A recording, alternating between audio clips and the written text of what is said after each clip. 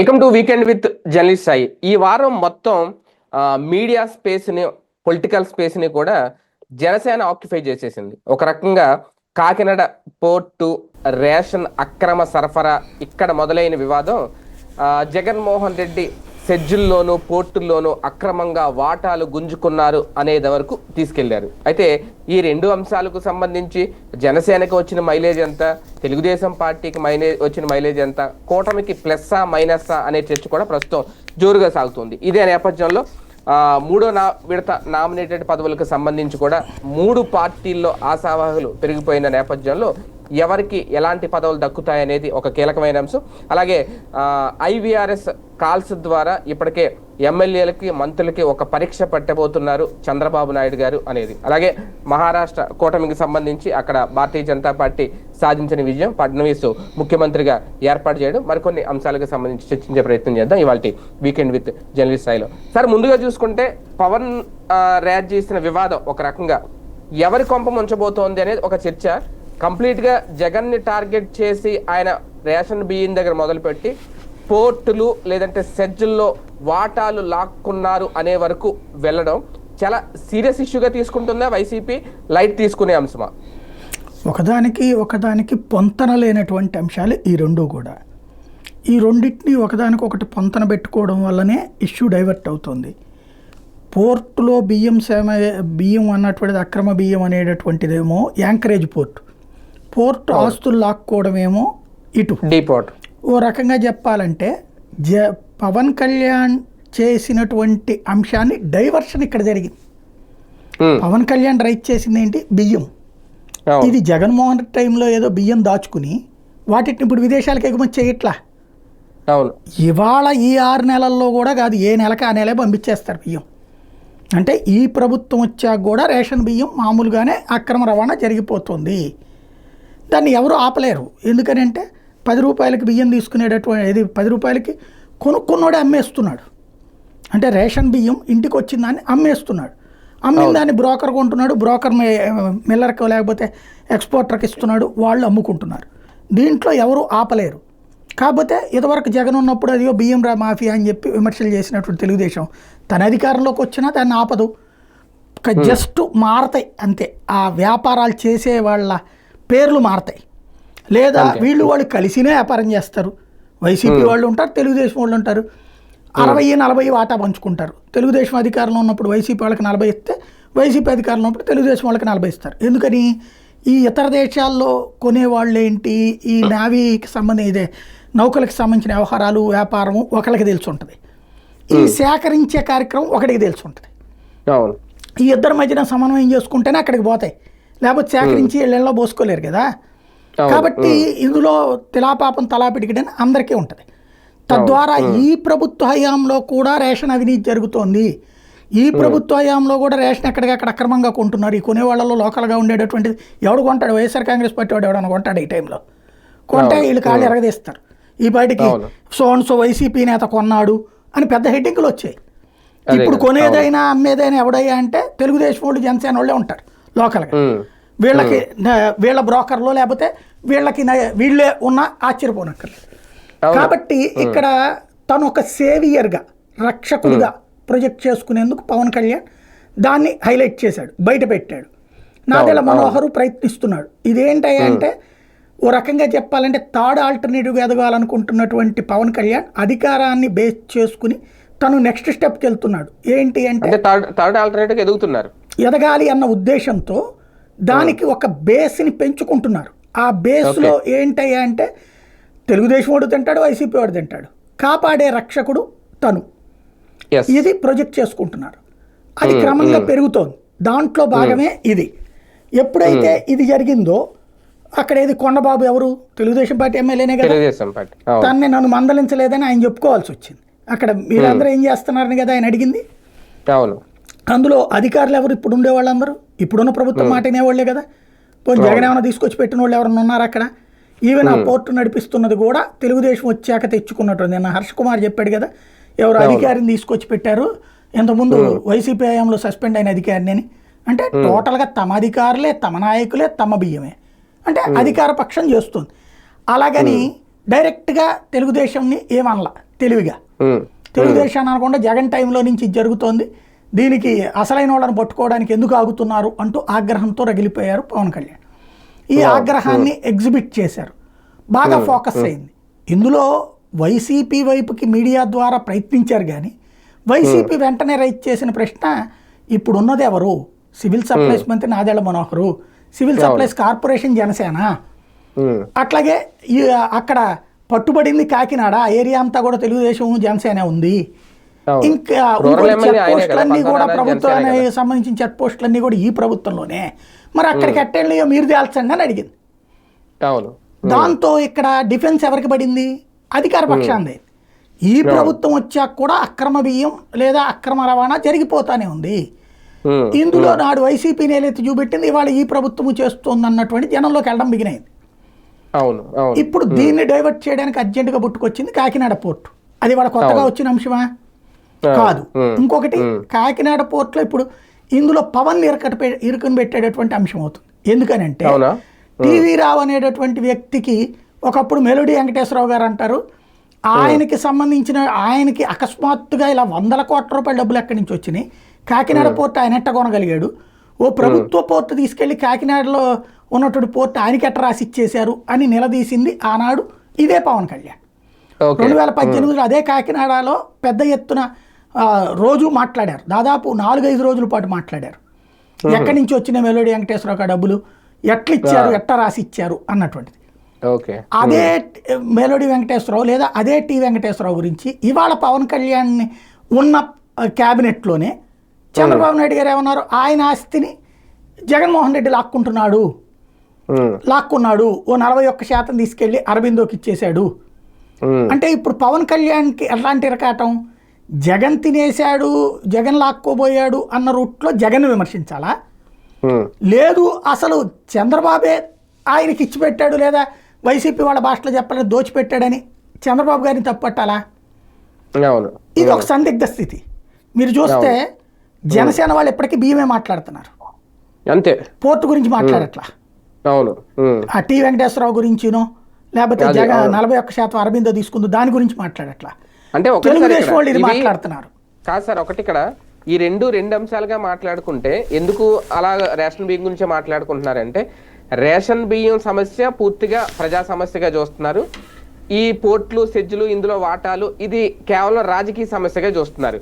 అయితే రేషన్ బియ్యం అక్రమ రవాణాని అడ్డుకునే ప్రయత్నం ఒక రకంగా పవన్ కళ్యాణ్ గారు నిజాయితీగా చేస్తే అది ఈ కూటమి ప్రభుత్వంలో సాధ్యమవుతుందా అనే ప్రశ్న కూడా ఉంది. లేదంటే ఇది కూడా ఏదో ఒక కమిటీ చేసో ఇప్పుడుగా చెప్తున్నారు వాళ్ళకి అప్పచెప్పాం వీళ్ళకి అప్పచెప్పాం సిబిసిఐడి విచారణ చేస్తే అంతటితో ఆగిపోద్దా? అంటే బేసిక్గా ఒకటి దీంట్లో దాన్ని ఏమంటారు, కొండని తవ్వి ఎలకని పట్టుకోవడం తప్పించి ఏం చేయలేం. ఇప్పుడు బియ్యానికి సంబంధించి ఎక్స్పోర్ట్కి బ్యాన్ ఉందా? లేదు. నేను బియ్యం కొనుక్కోకూడదని ఎవరు నిషేధిస్తున్నాడు? నాకు ఒకటి తెచ్చి బియ్యం అమ్మాడండి, అది రేషన్ బియ్యమా కాదని దాని మీద ఏమన్నా రాసి ఉంటుందా? బియ్యం మీద నాకు ఒకటి తీసుకొచ్చి బియ్యం అమ్ముతున్నాడు, నువ్వు కొనుక్కోకూడదని ఒక వ్యాపారస్తుడికి ఎట్ట చెప్తావు? రేషన్ సంచుల్లో తీసుకొచ్చిస్తే కొనుక్కుంటే నేరం, అది ఎట్లా ధృవీకరిస్తారు? అది రేషన్ బియ్యమే అంటే ఏంటి ప్రాతిపదిక? రేషన్ బియ్యానికి ఏమైనా ప్రత్యేక రంగు, రుచి, వాసన ఉంటాయా? నెంబర్ బియ్యం రేషన్ బియ్యం, నెంబర్ బియ్యం రేషన్కి ఒక్కదానికే కాదు బయట కూడా అమ్ముకోవచ్చు. ఎలా ధృవీకరిస్తారు ఇది? దీంట్లో వచ్చిన సమస్య ఏంటంటే మూలాలకి పోకుండా వేగ్గా మనం వెళ్తున్నాం. ఏం తేడా ఉంటుంది? ఇప్పుడు ఇవి పాలిష్ అది చేసి ఉండవు కదా రేషన్. అట్లాంటి పాలిష్ లేనటువంటి బియ్యాన్ని మిగతా జనం తినరా? అదే అంటే నేను గుర్తించడం ఎలా అంటే, ఇప్పుడు ఇవి తవుడుతోటి దీంతో క్లియర్ గా కనిపిస్తాయి. అవి మనం బయట కొనుక్కునే మార్కెట్ లోనే చాలా ప్యూర్ పాలిష్ అయిపోయి చాలా నీట్ గా ఉంటాయి కదా. ఆ డిఫరెన్స్ తో అంటే నిన్న వీళ్ళు పట్టుకున్నది అదే కదా తేడా. అదేనండి నేను అనేది. 640 టన్నులు ఆ బియ్యము ఓన్లీ రేషన్కేనా? వ్యాపారస్తుడు కొనేది అదే రైతు అమ్మేది ఓన్లీ వ్యాపారస్తుడు, ఓన్లీ ప్రభుత్వానికి అమ్ముతున్నాడా? లేదు కదా. ప్రభుత్వానికి అమ్మాలని ఏమన్నా రూల్ ఉందా? ఎక్కడన్నా రూల్ ఉందా? టెక్నికల్గా నేను అడుగుతున్నా. ప్రభుత్వానికి అమ్మచ్చా? ప్రభుత్వానికి మాత్రమే అమ్మాలా రేషన్ బియ్యం? రైతు ఎవరికైనా అమ్ముకుంటాడు వాళ్ళు. మరి అప్పుడు నేను కొనుక్కున్నా బహిరంగ మార్కెట్ లో కూడా అమ్ముకుంటాడు. అంతే. నేను కొనుక్కున్నా, నన్ను ఎట్ట తప్పు పడతావు? ఒక వ్యాపారస్తుడు అడిగేది అదే కదా. ఇప్పుడు మిల్లర్కి అమ్ముతాడు, ఆ మిల్లర్ ఎవరికైనా అమ్ముకుంటాడు, మిల్లర్ కొనుక్కొని. మిల్లర్కే అమ్మొచ్చు, లేదా డైరెక్ట్ గా జనానికే అమ్మొచ్చండి. అదే ఆడించిన బియ్యం. ఎలాగ ఇప్పుడు నా దగ్గరకు వచ్చి ఇప్పుడు ఫర్ ఎగ్జాంపుల్ నేను షాప్ నడుపుతున్నాండి, రైస్ షాపు. ఒకడు వచ్చి ఏమంటే 25 రూపాయలకే బియ్యం ఇస్తానన్నా. నాకు తెలుసు అంతర్లేనంగా అది రేషన్ బియ్యం అని, పాలిష్ చేసిన బియ్యం అని. నేను అమ్ముకుంటే 40 రూపాయలు వస్తుంది, ఎందుకంటే కాస్త పాలిష్ చేసి అమ్ముతాడు కాబట్టి, ఇస్తాడు కాబట్టి. కొంటాను నేను. అప్పుడు నన్ను ఎలా దోష అంటావు నువ్వు? అదే కదా. ఇందులో నేను ఏమన్నా ఎవరి దగ్గర లాక్కొచ్చానా?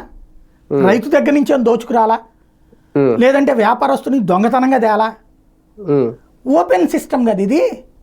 ఇందులో ఎన్ని లేయర్లో కూడా వే బిల్ ఉంటుంది, ట్యాక్సేషన్ సిస్టమ్ ఉంటుంది. ఎలాగ తప్పు పడతారు? ఇక్కడ జరగాల్సింది ఏంటంటే చర్చ జరగాల్సింది జరగట్లా. నిజంగా దీంట్లో పరిష్కారం ఏంటి? ఇద్దరు 2 చేతులతో ముకులత హస్తాలతో చంద్రబాబు, పవన్ కళ్యాణ్, అయ్యా మీకు రేషన్ వద్దనుకుంటే రేషన్ బియ్యం తీసుకోబాకండి, ఆ డబ్బుల్ని మేము మంచి సంక్షేమ పథకాలకి వాడతాము, ఆ బియ్యం మేము కొనము, అదే మేము ఆ బియ్యానికి సంబంధించి ఇవ్వకుండా ఉంటే మాకు రూపాయి మిగులుతుంది, ఆ రూపాయితో మీకు రోడ్లు వేస్తాము, కాలువలు కడతాము, చేస్తాము అని చెప్పాలి. కానీ ఆ మొక్కి ఈ రోజు వరకు నేను ఈ వీడియో ఇప్పటికీ 10 సార్లు చేసుంటా. ఇద్దరు ఆ ప్రయత్నం చేస్తున్నారా? అంటే దీంట్లో రాజకీయం చూస్తున్నారు, లేదంటే లాభ నష్టాలు చూసుకుంటున్నారు. ఇంతకుముందు కూడా నేను చాలాసార్లు చెప్పాను, రేషన్ బియ్యం ఆపితే రైతు పొట్ట కొట్టినట్టు. రైతు కూలీ, దళారీ, రైస్ మిల్లరు, వ్యాపారి, ప్రజలు, అట్లాగే దీని మీద ఆధారపడ్డ కోళ్ల ఫారాలు, దీని మీద ఆధారపడ్డటువంటి చేపల చెరువులు, దీని మీద ఆధారపడ్డటువంటి విదేశాలకు ఎక్స్పోర్టర్లు, దీని మీద ఆధారపడ్డటువంటి 10-15 సెక్టార్లు దెబ్బతింటాయి. ఇది ఇప్పుడు కేంద్ర ప్రభుత్వానికి తెలియదా? ఇవాళ కొత్త విషయమా? దశాబ్దాల తరబడి ఉంది. కానీ ఒక తప్పు వలన ఇంతమంది బతుకుతున్నారు. ఇది తప్పు అనడానికి కూడా లేదు. ఓ రకంగా చెప్పాలంటే 10 రూపాయలకి ప్రజలు అమ్ముకునే బియ్యం 43 రూపాయలు కేంద్ర ప్రభుత్వం డబ్బులు ఖర్చు పెట్టుకుంటోంది. ఈ 43 రూపాయలు అన్నటువంటిది మాత్రమే మనకి ఇక్కడ మెయిన్ పాయింట్. కానీ దాని మీద ఇంతమంది బతుకుతున్నారు. ఇప్పుడు రోడ్డు మీద ఒక షాప్ పెట్టుకుంటాడండి, ఆ పక్కన ఉన్నటువంటి హోటల్ ఓనర్ కోపం వస్తుంది, నేనేమో పెద్ద ఇది పెట్టాను, ఏసీలు పెట్టాను, మ్యూజిక్ బాక్సులు పెట్టాను, అడ్వర్టైజ్ చేసుకున్నాను, సీట్లు పెట్టాను, ఇంత పెడితే నా దగ్గరకు వచ్చేటప్పటికి 50 మంది 100 మంది వచ్చి కూర్చుంటారు. అదే నా పక్కన ఉన్నటువంటి రోడ్డు మీద ఆక్రమించుకుని 4 రాళ్ళు వేసుకుని కాలువ మీదన బండి పెట్టుకున్నటువంటి వాడి దగ్గరికి రోజుకి 1000 మంది వచ్చి తినిపోతున్నారు. నేనేమో ఇంత చేస్తే నాకేమో 5,000 రూపాయలు రోజుకి మిగులుతుంటే వాడికి రోజుకి 3,000 రూపాయలు ఏమీ లేకుండా మిగులుతుందని కడుపు రగిలిపోతుంది అతనికి. ఇలాంటి ఈర్ష్య, అసూయ వ్యవస్థ ఇది. అంతకు మించి ఇందులో ఎవరికి నష్టం, ఎవరికి లాభం? ప్రభుత్వానికి నష్టం. కానీ దీనివల్ల బాగుపడుతున్నటువంటి 10 వర్గాల్ని చూసినే నాడు అటల్ బిహారీ వాజ్పేయి అయినా మీరు ఒక్కసారి గుర్తుకు తెచ్చుకోండి నినాదాలు. పందికొక్కుల్లా తినేస్తున్నారు ఉపాధి హామీ బియ్యం అన్నది మాట్లాడింది ఎవరు ఆ రోజున? రాజశేఖర్ రెడ్డి, తెలుగుదేశం అధికారంలో ఉన్నప్పుడు. తర్వాత రాజశేఖర్ రెడ్డి వర్గం అంటే రాజశేఖర్ అధికారంలో ఉన్నప్పుడు ఉపాధి హామీని మేసేస్తున్న రాజశేఖర్ రెడ్డి అన్నది ఎవరు? తెలుగుదేశం పార్టీ. అంటే ఆ రోజున కూడా ఇదే బియ్యమే కదా. బియ్యం గొడవ ఇవాళ కొత్తది కాదు. ఇది పరిష్కరించడానికి కావాలంటే చిత్తశుద్ధి ఉండాల, సామాజిక అవగాహన ఉండాలి. అంటే ఇవాళ మనం ఇది కాక ఇంకొకటి పంట పండించడం రాని రైతు, పండని భూమి. ఇప్పుడు చిన్న ఎగ్జాంపుల్ అండి, ఎర్రచందనం మీ ఇంట్లో పెట్టుకొని పండుద్ది అని చూద్దాం, గంధం చెక్క మీ ఇంట్లో పెట్టుకొని పండుద్ది అని చూద్దాం. లేకపోతే అదేంటది దాన్ని ఏమంటారు, మష్రూమ్స్ మీరు ఇంట్లో పండించేయగలుగుతారా? లేదు. దేని వాతావరణం దానికే ఉంటుంది. ఇప్పుడు గంజాయి ఆ ఏజెన్సీ ఏరియాలోనే పండుతుంది, శీలావతి గంజాయి. మణిపూర్ ఏరియాలో ఒక రకమైన డ్రగ్స్ మొక్కలు పండుతాయి. అట్లాగే ఎర్రచందనం ఆ ఏరియాలోనే పండుతుంది. ఏది మన తిరుపతి ఆ ప్రాంతాల్లోనే భౌగోళిక స్వరూపం. అట్లాగే ఇలాంటి బియ్యం కొన్ని ఏరియాలోనే పండుతాయి. అక్కడ ఇంకో బియ్యం పండదు, అక్కడికి సన్న బియ్యం వేసిన పండదు వాళ్ళకి. మరి వాళ్ళు ఏం చేయాలి? మానేసి కూర్చోవాలా? వాళ్ళ బ్రతుకులేంటి? కాబట్టి వాళ్ళు పండిస్తారు. పండించిన తర్వాత దాన్ని అట్టాగే వదిలేస్తే వాడు పండించి ఏం చేయాలా? రైతు ఆత్మహత్యలు చేసుకోవాలి. కాబట్టి ప్రభుత్వం కొంటుంది. ఫ్రీగా ఏం కాదు కదా, వాళ్ళ దగ్గర కొంటుంది కదా ప్రభుత్వం. కొని అదే ప్రభుత్వం మళ్ళీ పేదలకు ఇస్తుంది. ఎందుకని? అసలు తిండి లేనటువంటి వాడికి. ఒకప్పుడు ఇదే తినేవాళ్ళం మనందరం. తర్వాత మనలో కొంచెం సౌకుమార్యం పెరిగాక సన్నబియ్యం అరుగుతున్నాయి కానీ ఎరగట్లేదు, మనకి కడుపు నొప్పి వస్తుంది.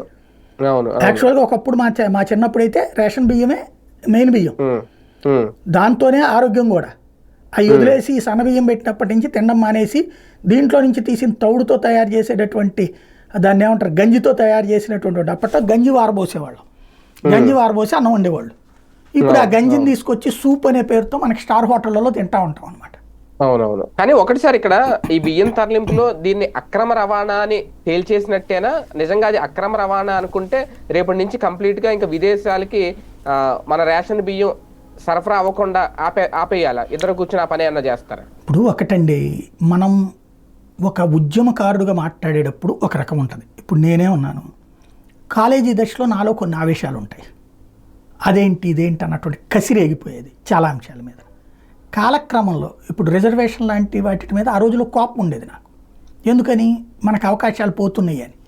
కానీ క్రమంగా కొన్నాళ్ళు పోయాక నేను ఎదుగుతూ ఉన్నప్పుడు, నేను ఉద్యోగం చేస్తూ ఉండగా సమాజాన్ని చూసినప్పుడు, పాపం అసలు వాళ్ళ జీవితాలు ఏంటి, వాళ్ళ జీవితాల్లో ఇన్నేళ్లకు కూడా వివక్ష ఎదుర్కొంటున్నారే, వాళ్ళకి రిజర్వేషన్ లేకపోతే అసలు ఎట్ట బతుకుతారు అనే ఆలోచన పెరిగింది నాకు.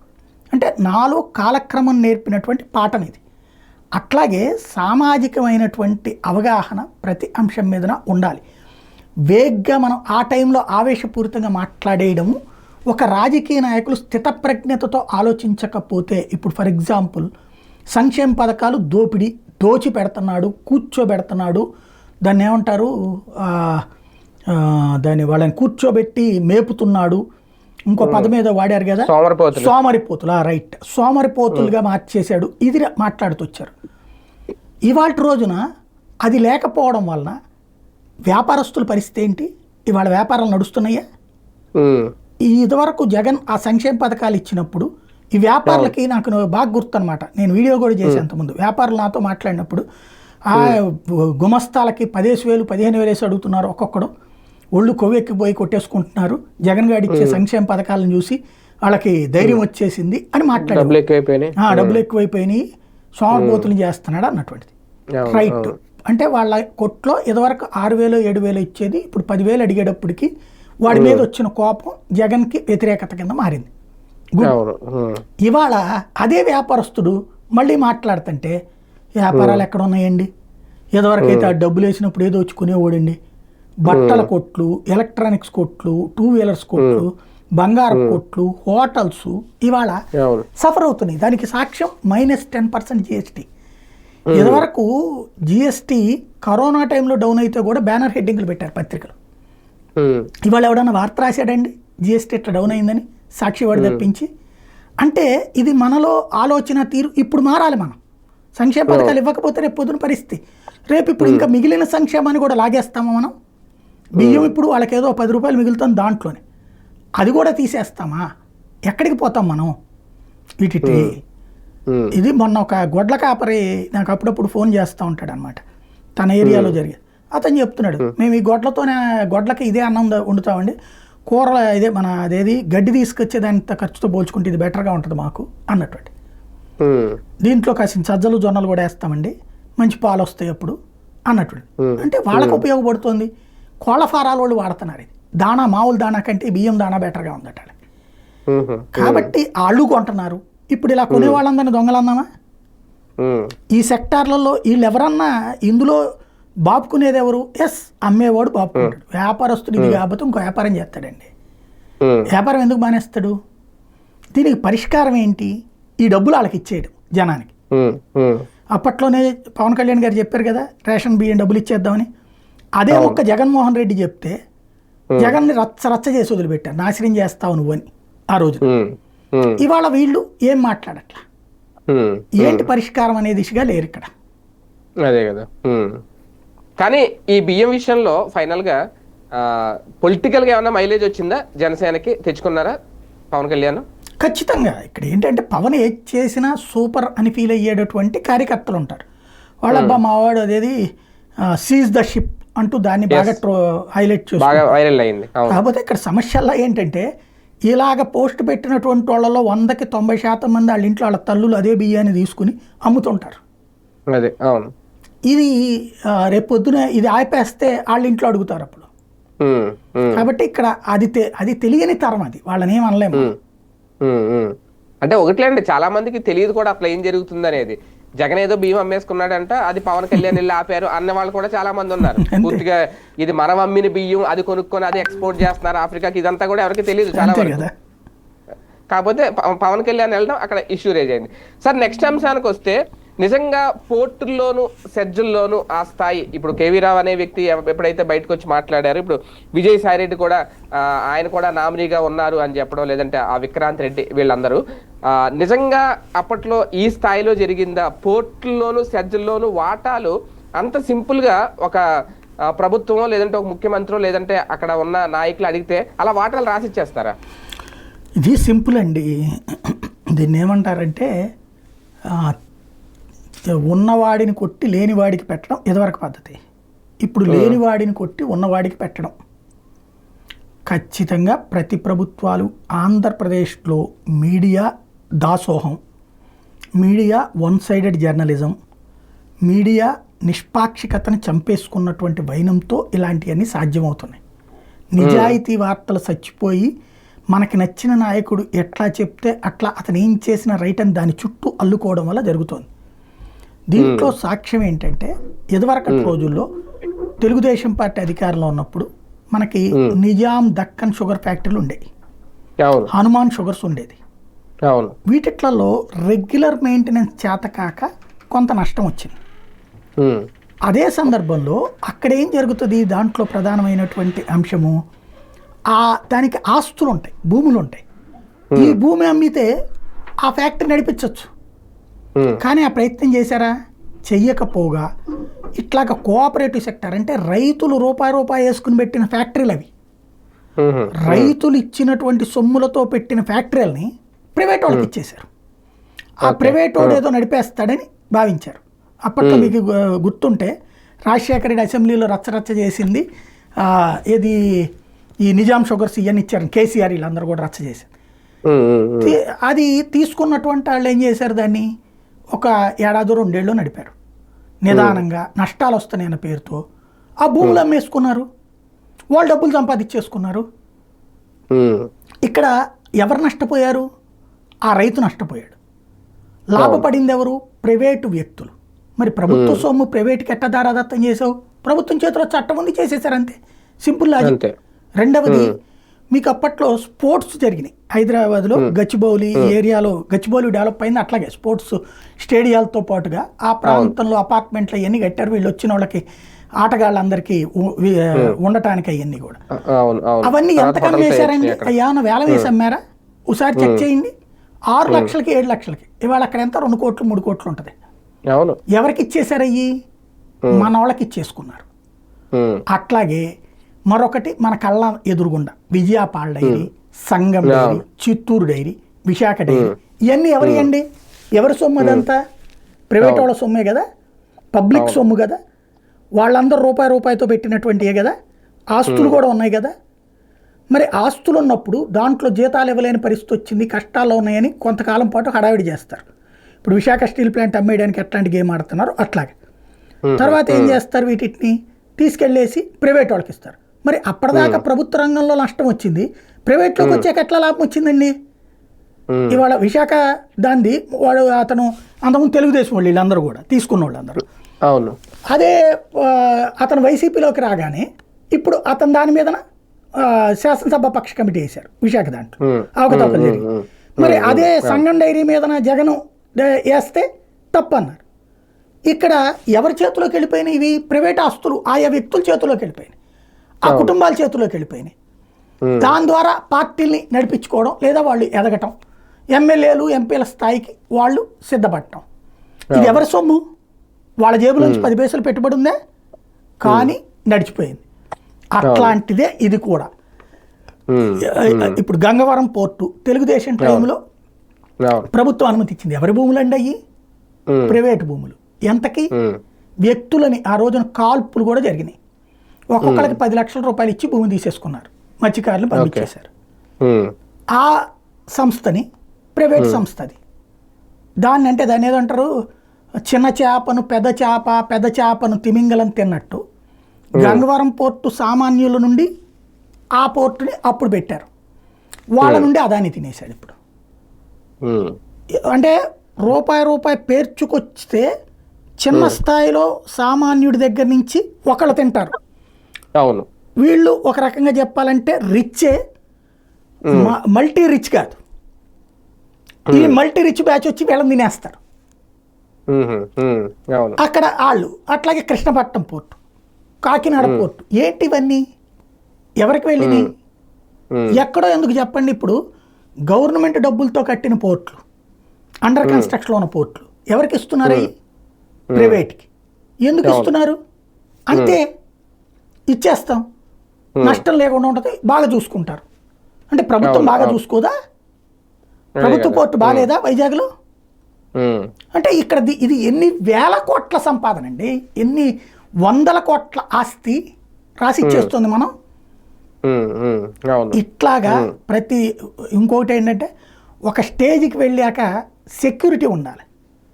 ఇక్కడ సెక్యూరిటీలు ఉండట్లేదు. ఫర్ ఎగ్జాంపుల్ జిఎంఆర్, జీవీకేలో ఎయిర్పోర్ట్ పెడతాయి, ఇంకొకటి వచ్చి అదాని వాళ్ళు వస్తే దీన్ని లాగేసుకుంటారు.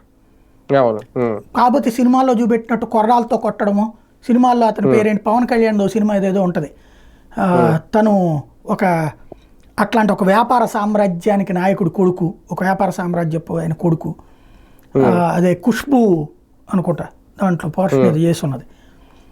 ఆ తర్వాత అక్కడ మర్డర్లు చేసుకునే స్థాయిలో జరిగితే ఆ తర్వాత ఇతను వెళ్ళి కాపాడటం, ఇట్లాంటివి ఏవో ఉంటాయి. అంటే వ్యాపార సామ్రాజ్యాల దోపిడీ, ఒక స్థాయికి వెళ్ళాక ఒకరినొకడు దోచుకోవడం అనేటటువంటి ప్రయత్నం చాలా పెద్ద ఎత్తున జరుగుతూనే ఉంటుంది. ఇందులో తిలాపాపం తలాపిడికడు, ఎవడు అధికారంలో ఉంటే వాళ్ళు. ఇందులో ఇక్కడ ఏదో న్యాయం చేశాడు జగన్మోహన్ రెడ్డి అని నేను ఎక్కడా చెప్పను. తెలుగుదేశం పార్టీ హయాంలో కాకినాడ పోర్టు ప్రభుత్వ పోర్టును తీసుకెళ్లి తమకు కావాల్సిన మనిషి టీవీ రావుకి ఇచ్చుకుంది. అదేది మొత్తం సంపాదన ఆళ్ళు తినేది ఏంది, మా వాటా ఏదని వీళ్ళు ఇప్పుడు ఇందులో 41% లాక్కున్నారు. సింపుల్ లాజిక్ అది. సరిగ్గా చెప్పాలంటే వాళ్ళు తిన్నప్పుడు మా వాటా ఏది అని వీళ్ళు తిన్నట్టు ఇంకా 41% వాటానే తిన్నారనమాట వీళ్ళు. ఓకే, అది నడుస్తుంది. కానీ ప్రైవేట్ వ్యక్తుల్లోనే ఒక పోటీయా సార్ ఇది? ఇప్పుడు అరబిందోకో లేదంటే అదానీకో మొత్తం కట్టబెట్టేశారు జగన్మోహన్ రెడ్డి అనేది. ఇప్పుడు వీళ్ళు వస్తే వీళ్ళు ఇంకొకరిని కొత్తగా ఎవరైనా ప్రైవేట్ పరం చేయడం ఒకటి, లేదంటే గత వ్యక్తుల్ని మార్చే ప్రయత్నంలో ఇలాంటి ఆరోపణలు చేయడం ఒకటి జరుగుతుంది అనుకోవాలా? మీకు ఆంధ్రప్రదేశ్ రాజకీయంలో ఒక దౌర్భాగ్యకరమైన దాన్ని మీడియా లేకపోతే మేధావులు కూడా మౌనంగా ఉండి లేదా దాని గురించి అసలు చర్చించట్లేదు. ఏంటి అంటే సెక్యూరిటీ లేని జీవితాల కిందకి తయారు చేస్తున్నాం. దాని గురించి వార్తలు రాయకపోగా ఏదో ఒక పార్టీ కొమ్ము కాస్తా ఉంటున్నాం. ఇప్పుడు for example YSR Congress party టైంలో 23 మంది ఎమ్మెల్యేలు ఎందుకు పోయారండి? వాళ్ళకి సంబంధించినటువంటి వ్యాపారాలు, మైనింగో ఆస్తులు అయ్యో ఉంటే వాటికి నోటీసులు ఇస్తుంది ప్రభుత్వం, లాక్కునే ప్రయత్నం చేస్తుంది. వాళ్ళు వెళ్ళి అట్లా లొంగిపోతే వదిలేసింది. దెన్ జగన్మోహన్ రెడ్డి వచ్చాడు. ఆ సిద్ధా రాఘవ రెడ్డిని ఎలా లాక్కొచ్చారు? ఇప్పుడు గొట్టిపాటి రవికుమార్ది అటుకి తీసుకెళ్లారు. అట్లాగే సిద్ధా రాఘవరావుని వీళ్ళు పట్టుకొచ్చారు. వీళ్ళు కొంతమంది మైనింగ్. ఇవాళ ఎట్లుందంటే మైనింగ్ ఇవాళ తెలుగుదేశం అధికారంలోకి వచ్చిందా మొత్తం వీళ్ళు లాక్కుంటారు, రేపు వైసీపీ అధికారంలోకి వచ్చిందా మొత్తం వాళ్ళు లాక్కుంటారు. అంటే ఇది ప్రభుత్వ సంపద, లీజు, వ్యాపారం ఇట్టేం లేదు. వ్యాపారం చేసేవాడు ఏదో ఒక రాజకీయ పార్టీ నాయకుడికి బానిసలాగా పనిచేయాలి. వీడు వ్యాపారం ఏం చేయడు రాజకీయ నాయకుడు. ఇట్లాంటి దందా చేసి డబ్బులు ఎవడో సంపాదిస్తే వాడి దగ్గర నుంచి వాటా తీసుకుంటాడు. ఇప్పుడు ఇసుక ఏంటండి, ప్రభుత్వం అమ్మదు, పేరుకి ప్రభుత్వం, ఎక్కడికక్కడ రీచ్లే కదా, ఎవడు తింటున్నాడు? ఇవన్నీ వాస్తవంగా ప్రభుత్వాలు మారినప్పుడల్లా చివరికి ఇప్పుడు ఏ స్థాయికి వచ్చేసామండి, రేషన్ షాపులు కూడా ప్రభుత్వం మారినప్పుడు కొత్త వాళ్ళకి ఇచ్చేసుకోవాలా? అదే కదా. తర్వాత అదేంది ఉద్యోగాలు కూడా అవుట్ సోర్సింగ్, ఈ ఉద్యోగాలు కూడా మార్చేసుకోవాలా? అవును. ఎక్కడికి పోతున్నాం మనం అంటే ఆంధ్రాలో ఏదో ఒక అంటే అధికారంలో ఉండేవాడికి బానిసగా పనిచేస్తే నువ్వు బతుకుతావు. లేదు ఈ అధికారంలో ఉన్నవాడి వల్ల నువ్వు సఫర్ అయ్యావా, పోయి ప్రతిపక్షం వాడి దగ్గరికి పో, వాడు అధికారంలోకి రావాలని కోరుకో, అప్పుడు వాడు వచ్చాక మళ్ళీ నీకు వస్తాయి. ఇదేది మళ్ళీ నీ కష్టంతోనే నువ్వు బతుకుతావు, కానీ నీ కష్టం చేయడానికి కూడా నేను బతకనీరు. ఇలాంటి విచిత్రమైన పరిస్థితుల్లోకి వెళ్తుంటే నిర్మాణాత్మక చర్చ కాకుండా ఎంతసేపటికి అర్థం పర్థం లేని మాటలతో, అర్థం పర్థం లేని వార్తలతో నడుస్తుంది ఆంధ్రప్రదేశ్. కానీ నిజంగా ఇప్పుడు వెనక్కి ఇవ్వడం ఏమైనా జరుగుద్దా సార్? అది సాధ్యం అవుతుందా? ఇప్పుడు నిన్న చంద్రబాబు నాయుడు గారు కూడా అన్నారు కదా, ఇటువంటి ఇది తుపాకీలు పెట్టి గన్నలు పెట్టి బెదిరించి మరీ వాటాలు తీసుకున్నారంటే అవన్నీ రికవరీ చేస్తాం, దానికి సంబంధించి అన్న ఒక చట్టం కూడా తీసుకొస్తాం అవసరమైతే అని. బేసిక్గా ఒకటి చట్టపరంగా అయితే కుదరదు. ఇప్పుడు అరబిందోని బెదిరిస్తున్నారు. ఇప్పుడు 108లో అంతకుముందు అంటే ఇప్పుడు కేవీ రావు గారు ఏదో చెప్పారు, నా వాటా లాక్కున్నారని. ఇప్పుడు కాకినాడ పోర్టులో ఆయన వాటా ఏమైనా ఉంటే నిజంగా లాక్కుంటే ఇప్పుడు ఆ పోర్టును మళ్ళీ తిరిగి ఆయనకి ఇచ్చేస్తారా రేపొద్దున? ఇప్పుడు ఆయన చేతిలోనే ఉంది పోర్టు. 61% ఆయన చేతిలో ఉంది, 59%. అవతల తీసుకుంది 41%. ఇప్పుడు చట్టపరంగా అయితే చేయగలిగింది ఏం లేదండి, బెదరేయడం. ఇప్పుడు మొన్న 108, 104 వెహికల్స్కి సంబంధించి ఏం చేశారు? అరవిందోకి 2028 దాకా ఇచ్చిపోయాడు జగన్మోహన్ రెడ్డి. వాళ్ళ మీద రోజు పుంకాలుగా స్టోరీలు రాసుకొచ్చారు, బెదిరించారు, దబాయించారు. వాడిని నేను నిర్వహించను పో అంటాడు, అలా చెయ్యాలి, వాడికి డబ్బులు ఇయ్యరు. వాడు రేపు పొద్దున వదిలేస్తే అప్పుడు వీళ్ళ తరపున ఎవడో సబ్ కాంట్రాక్టర్ని పెడతారు, మళ్ళీ వీళ్ళ మనిషికి అప్పచెప్పుకుంటారు. ఒక బండికి నెలకి అయ్యేటటువంటి ఖర్చు 1,50,000 అయితే 2.5 లక్షల రూపాయలు, 2,20,000 జగన్ ఇచ్చాడని చెప్తున్నారు. సాధారణంగా వాడేం లెక్కేస్తాడు వ్యాపారస్తుడు? ఈ రన్నింగ్లో కనీసం ఓ 15-20% ఫెయిల్యూర్ అవుతాయి. అవి రిపేర్లు చేయించుకోవాలంటే అయ్యే ఖర్చు లెక్కేస్తాడు వాడు. అప్పుడు నాకు వెహికల్ మీద 5,000, 10,000 మిగులుతుంది అంటాడు వాడు. ఇంత పెద్ద మెయింటెనెన్స్లో 5,000, 10,000 లాభం లేకుండా నేనెట్టా చేస్తానంటాడు వాడు. ఇక్కడ మనం ఏమంటాం, లాభాపేక్ష లేనటువంటి వ్యవస్థలో ఎట్లా అన్నది అట్ట చేస్తాం. ఇదేం స్వచ్ఛంద సంస్థ కాదు కదా, ఒక అరబిందో నడిపేదో లేకపోతే అంతకుముందు జీవీకేనో జిఎంఆర్లో నడిపేది. అది ప్రభుత్వం ఎందుకు నడపదు అసలు? మనం ఆలోచించాల్సింది, తటస్థులైన మీడియాని ఏం ఆలోచించాలి? ప్రభుత్వం చేతులు ఎందుకు 108 నడవదు? అవుట్ సోర్సింగ్ ఉద్యోగులు తనే పెట్టుకుని నడుపుకోవచ్చుగా. అప్పుడు రూపాయి మిగిలితే ప్రభుత్వానికి మిగులుద్దిగా, ఆడెవడికో ఎందుకు ఇవ్వటం? ఇది ఎవడు ఆలోచిస్తాడు, ఎవడు చర్చిస్తున్నాడు అసలు? ఇది జరగదు. రాజశేఖర్ గారిని ఉన్నప్పటి నుంచే ఇచ్చినట్టున్నారు కదా సార్ ప్రైవేట్ సంస్థకి. చెప్పేది అదే. సత్యం రామలింగరాజు గారు ఆయన సొంతదండి. సత్యం రామలింగరాజు గారు నడుపుకున్నాడుగా ఆయనే, ఆయన సొంతగా పెట్టి ఆయనే నడుపుకున్నాడు కదా. ప్రభుత్వం ఎందుకు నడపకూడదు? రాజశేఖర రెడ్డి బతుకున్నప్పుడు ఆయనకి కావాల్సిన మనుషులకి అది ఇచ్చుకోవడానికి ఆ జిఎంఆర్కో ఎవరికో ఇచ్చాడు ఆయన. అక్కడి నుంచి బిగినాయి. ఇది ఒక ఆదాయ వనరు అయింది. అంటే ఇక్కడ ఏమైందంటే మనకి నచ్చిన పారిశ్రామికవేత్తల్ని పెంచి పోషిస్తే మనకు అవసరమైనప్పుడు బల్క్గా లంసమ్ అమౌంట్ ఇస్తారు చందాల రూపంలో. కాబట్టి ఎవరికి వాళ్ళు అట్లాగా తమకి సంబంధించిన వ్యాపారవేత్తలు అనే వర్గాన్ని ఒకటి. ఇప్పుడు వ్యాపారవేత్తలు కూడా అందుకే రాజకీయ నాయకులతో కలిసి ప్రయాణిస్తున్నారు అన్నమాట. ఈ వారం బాగా హైలైట్ అయిన మరో అంశం సార్, డేటా చౌర్యం. ఎందుకంటే ఒకప్పుడు ఇదే జనసేన అప్పట్లో చాలా హడావుడి చేసింది, పవన్ కళ్యాణ్ గారు కూడా దానికి సంబంధించి హైదరాబాద్లో కాజాగూడలో ఎక్కడో ఒక పెద్ద డేటా సెంటర్ ఉందని పెద్ద హడావుడి చేశారు. కానీ ఇప్పుడు డేటా చౌర్యం అనేది ఏ ప్రభుత్వం అధికారంలోకి వచ్చినా చాలా సింపుల్గా చేసేస్తుంది. అప్పుడుతో పోల్చుకుంటే ఇప్పుడు వైసీపీ వాళ్ళు మనం చేసిన కంప్లైంట్లు కానీ వాళ్ళు చూసుకుంటే చాలా సింపుల్గా ఇమీడియట్గా వాళ్ళ అడ్రస్ దగ్గర నుంచి, వాళ్ళ ఆధార్ దగ్గర నుంచి చాలా ఈజీగా ఒక జనసేనలో ఉన్న సాధారణ కార్యకర్త కూడా ట్రేస్ చేసేస్తున్నారు అనేది నిజంగా దాన్ని ఎలా చూడాలి? డేటా చౌర్యం అనేది అంత సింపులా? మనకి ఇంకా భద్రత అనేది లేదు అని అనుకోవాలా? ఇది కనుక సిబిఐ దర్యాప్తు లేకపోతే కనుక కేంద్ర ఎన్ఐఏకు అప్పచెప్పకపోతే తీవ్రవాద థ్రెట్ కూడా ఉంటుంది మనకి. అవును. ఎందుకు అంటే ఇప్పుడు మొన్న అతను పెట్టిన పోస్టు మామూలు పోస్టు కాదు, లాంగిట్యూడు, లాటిట్యూడ్లు, తర్వాత అందులో ఉన్నటువంటి ఆధార్లు, ఐఈఎంఐ నెంబర్లతో సహా. అంటే ఇంత ట్రేస్ చేసి పెట్టారు అంటే ఖచ్చితంగా అది అతిపెద్ద కుంభకోణం. మాఫియా శక్తుల చేతిలో ఉన్నట్టది. మాఫియా చేతిలోకి మన జీవితాలు తీసుకెళ్ళి అప్పచెప్పామా? అత్యంత ప్రమాదకరమైన అంశం ఇది. ప్రభుత్వం చేతిలో ఉంటే సేఫ్ అనుకుంటాం. ఇప్పుడు పవన్ కళ్యాణ్ గారు ఆ మధ్యన ఈ వాలంటీర్ల ద్వారా డేటా ఎత్తేస్తున్నారు అన్నారు. వాలంటీర్ ఏం పట్టుకుంటాడు? ఐఈఎంఐ నెంబర్లు పట్టుకోడే, Aadhaar card, ration card number, ఎంతమంది ఉన్నారు, ఇది. అదే తప్ప అయితే ఇంత పెద్ద దారుణం జరిగితే ఎవరు మాట్లాడట్లేదు, ప్రభుత్వం స్పందించట్లేదు. మన దరిద్రం ఏంటంటే పవన్ కళ్యాణ్ వచ్చేటప్పటికి క్రౌడ్ పుల్లర్ కాబట్టి అతను ఏదైనా మాట్లాడగానే రచ్చ ప్రచారం నడిచింది.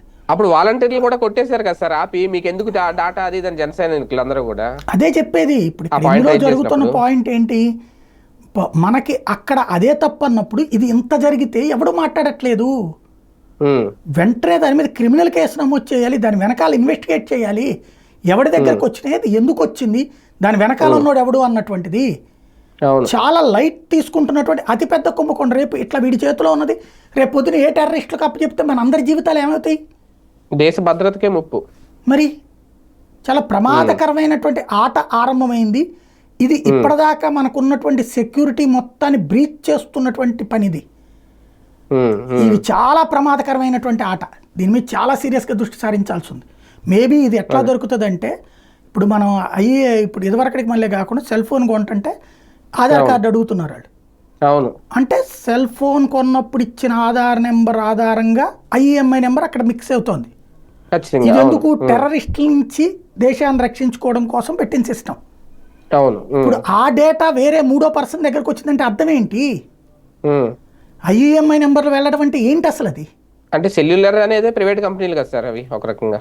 అలా కాదు కదా. ఇప్పుడు వాడు ఎక్కడైనా బయట పెడతాడా సెల్యులర్ కంపెనీ? అంటే వాడి దగ్గర నుంచి వచ్చిందంటే ఏంటి? రేపు వాడు టెర్రరిస్ట్ గానే వచ్చు కదా. రేపు దానికి డూప్లికేట్ గా చైనా వాడు సెల్ ఫోన్ తయారు చేసేసి రేపు పొద్దున ఈ దేశంలో ఏ బాంబులో పేలిస్తే అప్పుడు ఎవరిని పట్టుకుంటారు? ఈ అమాయకుడిని పట్టుకుంటారు. అసలైన వాడు దర్జాగా తిరుగుతాడు. చాలా ప్రమాదం. ఇదివరకు ఏంటంటే ఆవిడెవరు సాధ్వి ప్రాచీని అరెస్ట్ చేసింది, అమ్మాయి బండి అమ్మేసింది, కానీ రిజిస్ట్రేషన్ చేయించుకోవాలా, ఎవరికో ఇచ్చేసి డబ్బులు తీసేసుకుంది. వాడు అది టెర్రరిస్ట్కి అమ్మాడు. టెర్రరిస్ట్ అది తీసుకెళ్ళి ఎక్కడో పేల్చాడు. దానికి అమ్మాయిని దాదాపుగా 9 ఏళ్ళు జైల్లో పెట్టారు. అప్పట్లో వెహికల్స్కి మనం ఫోన్లు ఇదివరకు అమ్మేసినప్పుడు కూడా రాసుకునేవాళ్ళం కాదు. ఇప్పుడు ఇది ఏకంగా డేటా నకిలీది సృష్టించడం ఎంతసేపు ఇవాళ రోజున చాలా ప్రమాదకరమైనటువంటి స్థితికి. సైబర్ నేరంగా ఏమన్నా పరిగణించాలా? సైబర్ నేరం కాదండి, దేశద్రోహం అది. సైబర్ నేరం అంటే ఏంటి? మీ కాగితాలు తీసుకున్నా నేను డబ్బులు లాక్కోవడమో, లేకపోతే మిమ్మల్ని ఏదో మోసం చేసి అమ్మాయి నేను అబ్బాయి నేను ఇట్లాంటిది చాట్ చేశారు, ఇట్లాంటి దాన్ని సైబర్ నేరం అంటారు. ఇది సైబర్ నేరం కాదు. అంటే ఒక ఆధార్ కార్డు ఆధారంగా ఇప్పుడు ఒక 12 సిమ్ కార్డులు ఎన్నో తీసుకోవాలని ఒక రూల్ ఉంది. ఒక ఆధార్ కార్డు మనం దానికి సంబంధించి ఒక వెబ్సైట్ ఉంది, మన ఆధార్ నెంబర్ కొడితే మన పేరు మీద ఎన్ని సిమ్ కార్డులు ఉన్నాయనేది అక్కడ ఐఎంఈ నెంబర్తో సహా వచ్చేస్తున్నాయి.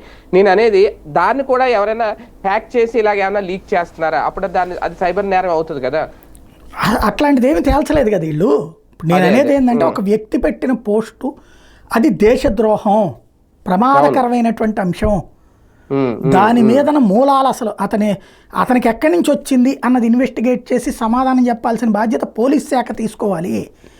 చాలా సంచలనాత్మకమైన అంశాన్ని చాలా లైట్గా తీసుకుంటుంది మీడియా, నిద్రపోతోంది రాష్ట్రంలో. అది సమస్య. ఈ అంశం ఒక రకంగా పక్కన పెట్టేస్తున్నారేమో. రైట్. ఇదే నేపథ్యంలో ఐవీఆర్ఎస్ అనే అంశం మళ్ళీ బాబు గారు తీసుకోవడం, దాన్ని 2 రకాలుగా వాడుతున్నారు. ఒకటి ప్రజాభిప్రాయం తెలుసుకోవడానికి, హామీలకు సంబంధించి, లేదంటే ప్రభుత్వ పాలనకు సంబంధించి. రెండోది మంత్రులు ఎమ్మెల్యేల పనితీరుకు సంబంధించి. ఇది ఎలాంటి రాజకీయంగా చూడాలి బాబు గారి విజన్లో? ఇది ఒక భాగమా? ఇప్పుడు వాళ్ళకి కొంతమంది కన్సల్టెంట్స్ ఉంటారండి, అమెరికాకి సంబంధించినటువంటి ఎన్ఆర్ఐలు. వాళ్ళకి తలకు ఒక్కొక్క పని ఇవ్వాలి. పనిస్తే కొంత వాళ్ళకి అప్పుడేదో అన్నట్టున్నారు కదా, 10 లక్షలు పెట్టుబడి పెడితే 1 కోటి రూపాయల దాకా సంపాదించుకునేందుకు అవకాశాలు కల్పిస్తామని. అందులో భాగం ఇట్లాంటి ఎవరికొకళ్ళకి ఇస్తారు, ఒకళ్ళకో ఇద్దరికో నలుగురికో కలిపేసి కన్సల్టెన్సీ ఏజెన్సీ పెట్టేసి వాళ్ళకి అప్పు చెప్తారు. వాళ్ళు ఇది అని చెప్పేసి వాళ్ళకి అక్కడ అమెరికాలో చేసే సిస్టంలో పవర్ పాయింట్ ప్రజెంటేషన్ ఇస్తారు, మీకు అద్భుతంగా ఉందండి అనేసి. ఐవీఆర్ఎస్ కాల్స్తో సమాచారం సేకరించేది ఏముంటుంది వాటిట్లలో? ఇందులో సంతృప్తి అని చెప్పి ఇదివరకు చంద్రబాబు గారు అట్లా చెప్పేవాళ్ళు 19కి ముందు. ఆనందం 97% మంది ఆనందంతో ఉన్నారు, 96% ఆనందం. మీరు చూస్తూ ఉండంటే రేపు పొద్దున ఇది ఐవీఆర్ఎస్ కాల్స్ చేశాక రేపు పొద్దున ఏం చెప్తారంటే ఒక 2 నెలల తర్వాత 3 నెలల తర్వాతను రాష్ట్రంలో ప్రజలందరూ సంతృప్తిగా ఉన్నారు, మాది మంచి ప్రభుత్వం అని భావిస్తున్నారు, ఇదిగో ఇదే సాక్ష్యం ఐవీఆర్ఎస్ కాల్స్లో చేశామని చెప్తారు.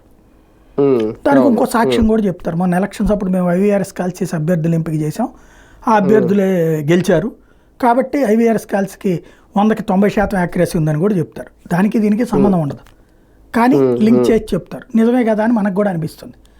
ప్రాక్టికల్గా ఐవీఆర్ఎస్ కాల్స్ ద్వారా ఏం తేలుతుంది మీకు? ఇప్పుడు ఫర్ ఎగ్జాంపుల్ అచ్చెన్నాయుడు గారి పరిపాలన ఎట్టుంది, మీకు ఏమైనా తెలుసా అచ్చెన్నాయుడు గారి గురించి? ఆయన వ్యవసాయానికి సంబంధించి ఏం చర్యలు తీసుకున్నారో ఏమైనా తెలుసా? కానీ మీరు తెలుగుదేశం పార్టీ అభిమాని బాగుంది అని కొడతారు. ఇలా కాల్స్ పెట్టేటప్పుడు కూడా దాంట్లో ఆల్గారిథమే కదా మనకు కావాల్సింది పెట్టుకునేది. టీడీపీ సింపథైజర్స్కే పెట్టారనుకోండి 100కు 100% అద్భుతంగా ఉంటుంది.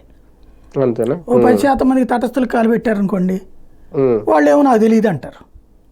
బాగుంది అన్నోళ్ళు 97%, తెలియదు అన్నోళ్ళు 9%, 1% వ్యతిరేకించారని పెడతారు. ఇట్లాగే ఉంటాయి రేపు పొద్దున్న సర్వేలన్నీ కూడా. బేసిక్గా ప్రజల సంబంధించి ఎవరక్కర్లేదు, వాళ్ళ పార్టీ కార్యకర్తలతో మీటింగ్ పెట్టుకుని ఫీడ్బ్యాక్ తీసుకుంటే, అయ్యా మనం సూపర్ 6 అన్నాం, సూపర్ 6 అమలు చేయట్లేదు, ఇప్పుడు ప్రజలు సంతృప్తిగా ఉన్నారా? వాళ్ళు అడిగితే తెలుసుద్ది కదా. మంత్రి గారికి సంబంధించి ఇప్పుడు ఏ మంత్రిత్వ శాఖలకు సంబంధించి ఎవరికి తెలియాలి? చేనేత మంత్రి ఉంటారు, చేనేత కార్మికులకు మాత్రమే తెలియాలి. మనకేమో తెలుసా? చేనేత మంత్రి గారు మనకు తెలుసు అనుకోండి, మంచి ఆవిడండి అంటాం. హోంమంత్రి గారికి సంబంధించి పోలీసులకు తెలియాలి. ప్రజలకు సంబంధించి రోజు మటలు జరగట్లేదా, మానవంగాలు జరగట్లేదా? జరుగుతూనే ఉన్నాయి. కానీ ఎవరిని అడుగుతాం ఇక్కడ మనం, ఏమని చెప్తాం? బేసిక్గా ఇవన్నీ ఒరిజినల్ ఫీడ్బ్యాక్లు డిఫరెంట్. ఒకప్పుడు ఏంటంటే మంచి ఇంటెలిజెన్స్ ఉండేవాళ్ళు, ముందు ప్రభుత్వాలు నెగిటివ్ని యాక్సెప్ట్ చేసే తీరులో ఉండాలి. అంటే ఇదిగో వీళ్ళు ఇచ్చే ఫీడ్బ్యాక్ జెన్యూను, మనల్ని వ్యతిరేకించటం అంటే ఇప్పుడు మనం చెప్పాం ఇదిగో ఇందులో నీ లోపం ఉందండి అని, ఇది నాకైతే ఎవడు 10 పైసలు ఇయ్యడు, లేకపోతే జగన్మోహన్ రెడ్డి చేసిన తప్పుని జగన్మోహన్ రెడ్డిది తప్పేనే చెప్తున్నాను. ఇప్పుడు ఇందాక ఏమని చెప్పాను, అదిగో చిన్న చేపను పెద్ద చేప ఏదోవరకు ఆడిది అంటే ఇప్పుడు వీళ్ళు తిన్నారన్నాం, కానీ అబ్బాయి జగన్కి ఏం సంబంధం లేదండి ఇందులో అన్నామా? లేదా బియ్యం ఎదవరకు తిన్నారు ఇప్పుడు తింటున్నారని చెప్పామా? కానీ ఇట్లా చెప్పకూడదు వాళ్ళకి. అద్భుతం జగన్ ఉన్నప్పుడు దుర్మార్గం, అంతకుముందు బాబు ఉన్నప్పుడు అద్భుతం అని చెప్పాలి. ఇప్పుడు కూడా అట్లా చెప్పాలి. అలా చెప్పే ఫీడ్బ్యాక్ ఇచ్చేటటువంటి వాళ్ళనే ప్రోత్సహిస్తే ప్రయోజనం ఏముంది? ఇప్పుడు మనలాగా పనితీరు మెరుగుపరచడానికి ఏమి ఇవి ఉపయోగపడవా? ఏముంటుందండి పనితీరు మెరుగు? నేను అడుగుతాను ఒకటి చెప్పండి. ఇప్పుడు మీ ఏరియాలో ఏమన్నా డబ్బులు ఇస్తుంటే తలా 1500 రూపాయలు, అప్పుడు అది సరిగ్గా చేస్తున్నాడా లేదా ఎమ్మెల్యే అని అడిగితే బాగుంటుంది. ఇప్పుడు ఏం చేస్తాడని ఎమ్మెల్యే పనితీరు నాకు తెలియక అడుగుతా. ఎమ్మెల్యే చేతికి ఓ 10 కోట్లు ఇచ్చి ఆ 10 కోట్లు సక్రమంగా ఖర్చు పెట్టాడా లేదా అంటే సర్వేలో అర్థమవుతుంది. ఎమ్మెల్యే చేతికి ప్రభుత్వం ఏం డబ్బులు ఇవ్వట్లేదు కదా, ఇంకా ఎమ్మెల్యే చేసేదే ఉందని ఏమని అడగాలి? అప్పుడు మీ ఎమ్మెల్యే ఇసుక బాగా దందా చేస్తున్నాడా, మీ ఎమ్మెల్యే మద్యం దుకాణాలు బెడ్ షాపులు బాగా పెట్టించాడని పెడతారా? అదే కదా అవుతుంది. అది బెడ్ షాప్ అనేది ఎవరి చేతిలో నడుస్తున్నాయి ఇప్పుడు? లేదు, వైన్ షాపులు నడుపుతున్న వాళ్ళకి అందరికి పెట్టి మెసేజ్, అయ్యా మీ వైన్ షాప్ తరపున మీ ఎమ్మెల్యే ఎంత తిన్నాడు అని అడుగుతారా? అడగరు కదా. ఇక్కడ ఎమ్మెల్యేల పనితీరు గురించి బయటోడు చెప్పేది ఏంది? రోజు సొంత పత్రికలే రాస్తున్నాయి కదా ఓపెన్గా. ఎక్కడ పోయి మనలాంటి వాళ్ళు అక్కర్లా, ఈనాడు ఆంధ్రజ్యోతి వాళ్ళని అడిగి తెలుసుకోమనండి, ప్రతిదీ లెక్క ఫీడ్బ్యాక్ సరిపోతుంది. వాళ్ళు ఇచ్చి లెక్క ఎలాగే ఇస్తారు.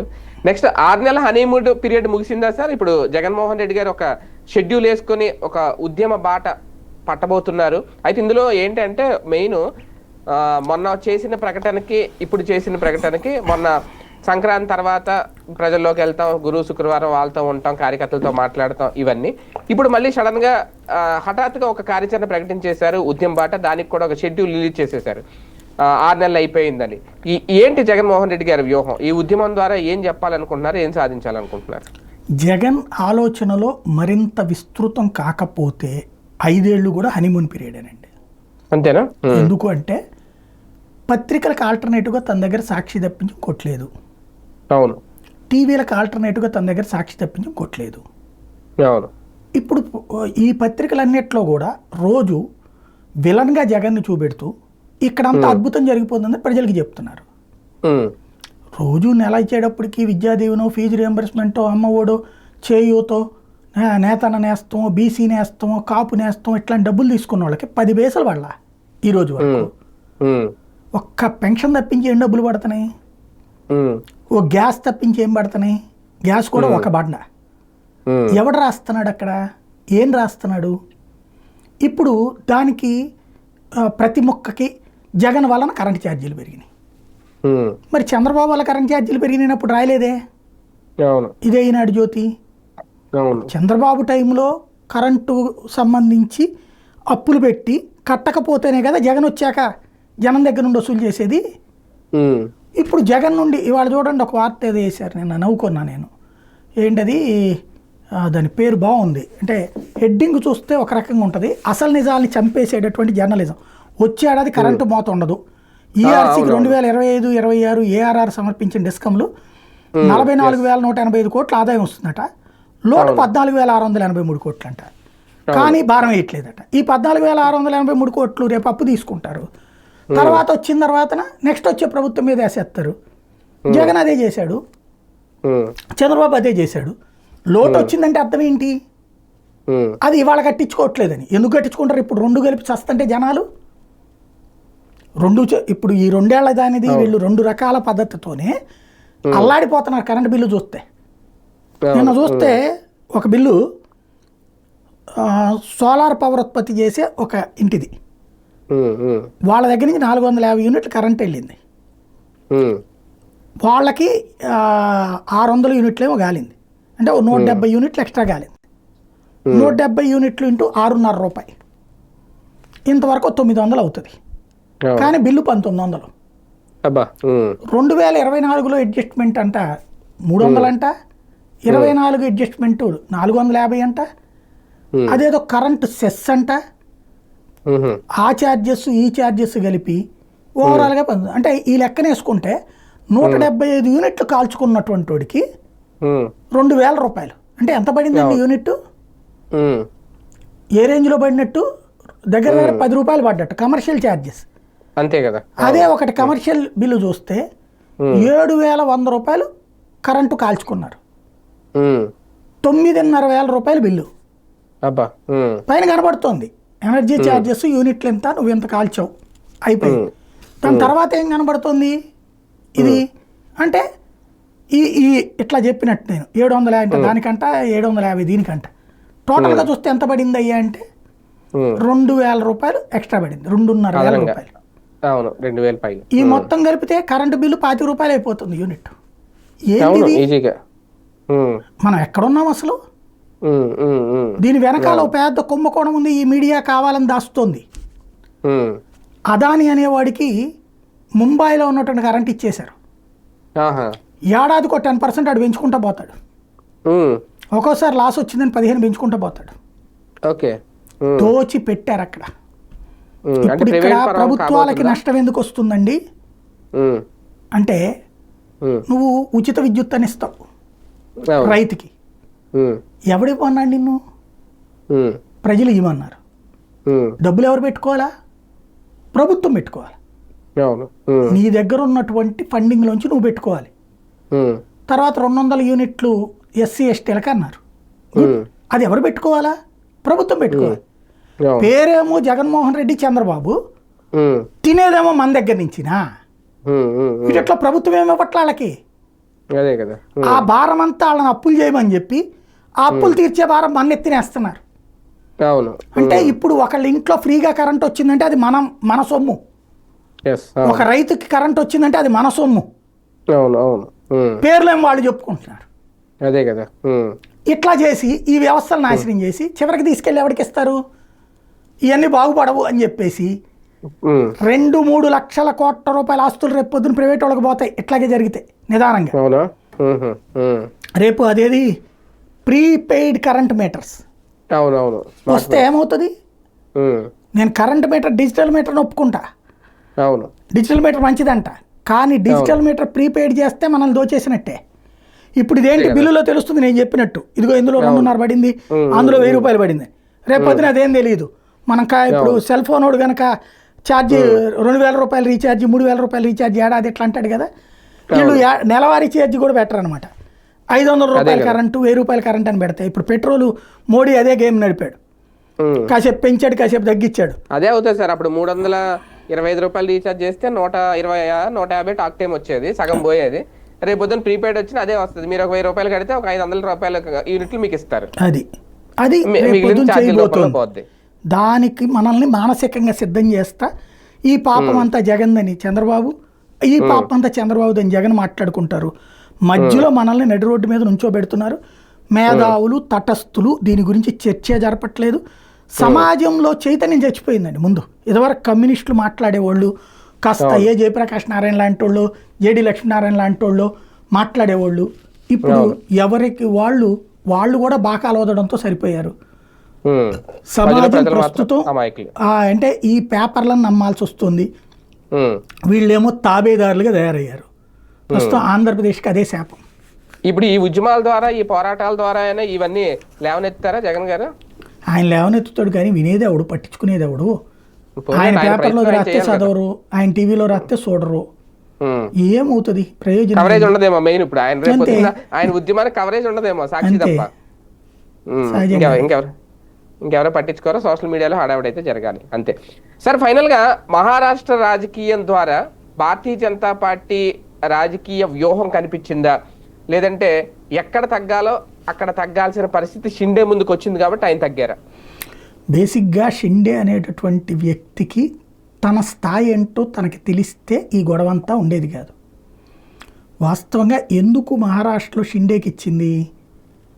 ఇప్పుడు అతనికితో పాటుగా అతనికి కొన్ని పదవులు ఇస్తే అప్పుడు అవసరం బీజేపీకి ప్రభుత్వం ఏర్పాటుకి 104 సీట్లే ఉన్నాయి కాబట్టి 50 మంది 41 మందిని వేసుకుని వచ్చాడు. వాళ్ళు షిండేకి సీఎం ఇస్తే వాళ్ళని బయటికి పోకుండా చూసుకుంటాడు. అంటే శివసేన నుంచి ఎమ్మెల్యేలను తీసుకుని బయటికి రావడమే ఆయన స్థాయి ఏమో అక్కడ. అది మొన్న అంతే, అంతవరకే కదా. ఇప్పుడు సమస్య ఎట్లా వచ్చిందంటే ఆ తర్వాత ఎదుగుదల తను చేసుకోగలిగాడా? పార్టీని చీల్చడం గొప్ప కాదండి, దాన్ని నడిపించడం గొప్ప. మీరు తెలుగుదేశం పార్టీని చూస్తే నాదెళ్ల భాస్కర్ రావు చీల్చారు కానీ పార్టీని తను నడపలేకపోయాడు, దెబ్బతిన్నాడు. అదే చంద్రబాబు తీసుకున్నారు, తను నడిపారు. కాబట్టి ఇక్కడ పార్టీని చీల్చడం గొప్ప కాదు, దాన్ని నడిపించి మనమే వారసులమని ప్రూవ్ చేయడం గొప్ప. ఇప్పుడు షిండేకి ఇక్కడ వచ్చిన ప్రాబ్లం ఏంటంటే మొన్న 80 సీట్లు తీసుకున్నాడు, బేరం ఆడితే ఇచ్చింది. తీరా చూస్తే దాదాపుగా 30-40 స్థానాలు పోటీ చేయడానికి షిండేకి మనుషులు లేరు. ఇప్పుడు ఆంధ్రప్రదేశ్లో కనుక మీ ఏరియాలో నల్లమిల్లి గారికి తెలుగుదేశం నుంచి తీసుకొచ్చి సీట్ ఇచ్చినట్టు, లేదంటే కనుక మన కొన్ని ఏరియాల్లో తెలుగుదేశం వాళ్ళని తీసుకుని బీజేపీ సీట్లు ఇచ్చారా? అంటే బీజేపీలోకి తెలుగుదేశం వాళ్ళని పంపించి ఇచ్చారు సీట్లు. అట్లాగే జనసేనలోకి అంతే ఇచ్చారు కదా, తెలుగుదేశం నుంచి అట్లాగా వాళ్ళకి కూడా తెలుగుదేశం నుంచి వచ్చిన వాళ్ళకి ఇచ్చారు కదా. అట్లాగే భారతీయ జనతా పార్టీకి సంబంధించిన 25-30 మందిని తీసుకుని షిండే దాంట్లో సీట్లు ఇవ్వాల్సి వచ్చింది, పార్టీ మార్చుకుని. వాళ్ళందరూ బీజేపీ వాళ్ళే, ఇతనికి అభ్యర్థులు లేరు అన్ని చోట్ల పోటీ చేయడానికి. అజిత్ పవార్ దాంట్లో కూడా అభ్యర్థులు లేరు, అతని దాంట్లో ఒక 15-20 మంది బీజేపీ వాళ్ళే చేరి చేశారు. ఇప్పుడు వాళ్ళు వాస్తవంగా ఎందుకు షిండే చివరికి తలొగ్గాడంటే, షిండే ఇప్పుడు ఆ గెలిచినటువంటి 50 మందిలో 20 మంది దాకా బీజేపీ వాళ్ళే ఉన్నారు, 15-20 మంది దాకా. రేపు పొద్దున ఇతను కనుక కాదంటే ఆ 20 మంది అటు మద్దతు ఇవ్వడానికి రెడీలో ఉన్నారు. నెంబర్ 1. నెంబర్ 2 వచ్చేటప్పటికి మిగతా 30 మంది రేపు పొద్దున మన పరిస్థితి ఏంటి, 5 ఏళ్ల పాటు మనం పక్కనే కూర్చుంటామా, ఇంకెట్ట మన జీవితం అని షిండే మీద ఒత్తిడి తెచ్చారు. కాబట్టి తగ్గాడు వెనక్కి. అతనికి ఏంటి, వాస్తవంగా ప్రజల దగ్గరికి ఎలాంటి యాంగిల్లో చెప్పుకెళ్ళాలి, తను పవర్ఫుల్ లీడర్ని అనేటటువంటి. తను చేసిన ఒక పెద్ద తప్పు ఏంటంటే 1500 రూపాయలు మహిళలకి ప్రతి నెల ఇచ్చే పథకాన్ని తెచ్చాడు. అది గెలవగానే షిండే ఓ ప్రచారం చేయించుకున్నాడు, ఈ పథకం ద్వారా లభించింది, ఆ పథకం షిండేదే అని. అది వాస్తవంగా దేవేంద్ర ఫడ్నవీస్ పథకం, అది రాజస్థాన్లో అమలు చేసిన పథకం, అది బీజేపీ గతంలో మధ్యప్రదేశ్లో అమలు చేసిన పథకం, అది దాన్ని అక్కడ అమలు చేశారు.